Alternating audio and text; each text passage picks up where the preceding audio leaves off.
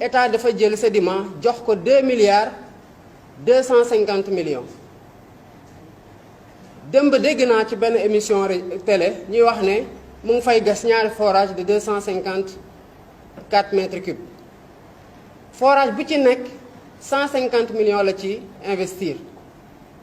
mais 2 milliards 225 millions yooyu nga xamante ne moom lañ ko subventionné bu fekkee ne da nga évaluer le mètre carré à 1000 francs 15 forages la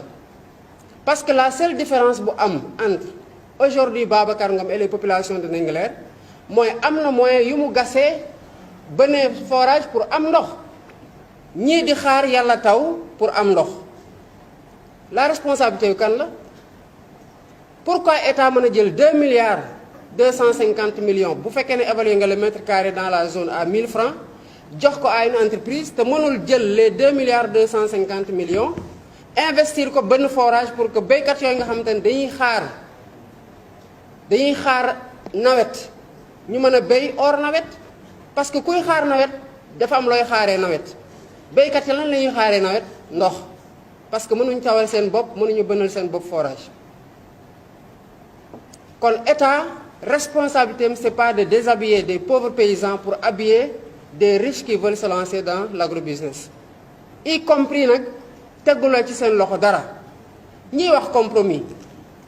ñii nii yëpp am na ñoo xamante ne bu ku ci dem dëkk ba sa tool nga fa wala sa toolu baay ku laaj ci ñun papier bu tax Babacar nga mën a wax tey man maa moom suuf état du la ko jox amul kenn koo xamante ne yaa ngi ci dëkku àll la mën a demander tey titre foncier bu ñu jox la ko lu tax parce que dañoo ndóol pourtant bu ñu leen joxee titre foncier ci seen suuf soosu dinañ ko valoriser dem yóbbu ko banque mën ci am xaalis ñu mën leen defal ay prêt ñu fay mais nanguwuñu defal béykat yi ay titre foncier ñu nangoo defal titre foncier mooy ñu mel ne Babacar Ngom ñi nga xamante ne am nañu xaalis bu pare defal doy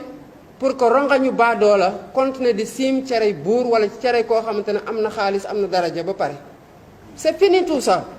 parce que doomu béykat yi dootuñu seetaanati ñu di leen foqati seen suuf di ko jox kenn koo xamante dafa am alal ba pare c'est fini loolu dootul amati bu état bëggee solution na te accepter titrer les terres des paysans ku nekk mu jox la sa titre foncier ci sa suuf boo jaayee yaa xam boo demee yóbbu ko garantie banque ci prêt yaa xam bu fekkee ne da nga koy andi apport dans le cadre d'un projet d'agrobusiness yaa xam parce que ñi bëgg a béy yépp bu ñu amee alal tamit am na loo xamante ne mënuñu ko defar mënuñu ko def mënuñu ko dem uti ji feneen andi ko mooy suuf si fii la nekk ñi ko moom ku bëgg a béy tey suuf ngay ut mënuloo béy ci ndox mënuloo béy ci ngelaw kon ñi moom suuf si ñoom ñoo yore la valeur ou la ressource principale ku ko soxla nag ne béy nga bëgg a jëme war nga yéene ñooñu nga xamante ne bi suuf si nekkee àll kenn mënu fa béy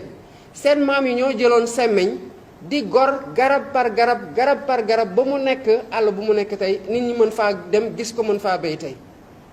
ça il faut que mu am valeur boo xamante ne pouvoir public yi dañ ko reconnaître te bañ di continuer doore béykat yi seen ndóol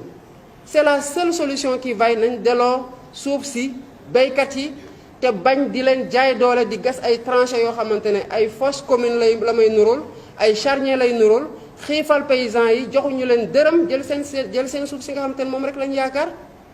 on nous parle d'employabilité lu mu fa jot a def femmes yi fa nekk di witt ci tool ga journal par mu di leen fay journalier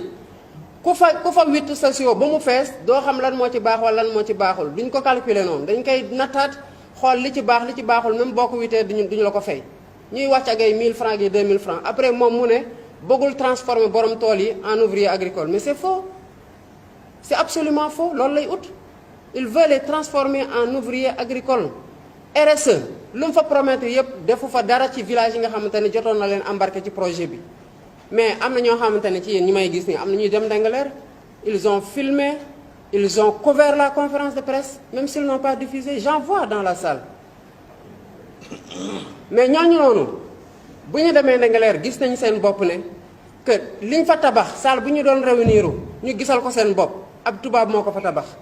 école ba tubaab moo ko tabax moo ko clôturé maternité bi tubaab moo ko tabax boutique bu fa nekkoon en face salle bu ñu doon defee conférence de presse bi tubaab moo ko tabax def fa 800 000 francs de marchandise moo tabax maternelle bi moo leen defal ay moulins à mil pourtant tubaab boobu jëlalul waa Ndingler un seul centimètre carré pourquoi kenn nekk fii fort de son titre de son pouvoir et de sa richesse bëgg a taxaw ne non dañ may jox suuf parce que dama bëgg a def agrobusiness que paysans yi seen culture rudimentaire mënatul nekk un moyen de subsistance bu mën a permettre ñu def autosuffisance alimentaire état bu bëggoon day bënn ay forage encadrer paysans yi exploitation agricole familiale jaare ci exploitation agricole familiale organiser leen en coopérative bu ko defoon kon naataange am